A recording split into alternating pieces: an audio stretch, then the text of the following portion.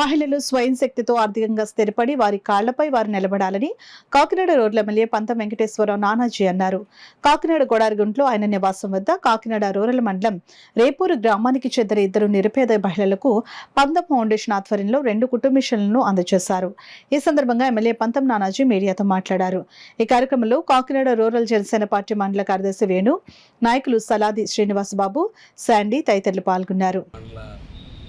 General secretary అయినటువంటి వేణు గారి యొక్క ఆధ్వర్యంలో వీరికి కడుపు భాషల నిమిత్తం మిషన్ జాయిన్ దాని ద్వారా కుటుంబాన్ని పరిశీలన కోసం పంతం ఫౌండేషన్ నుంచి మిషన్ జరుగుతుంది.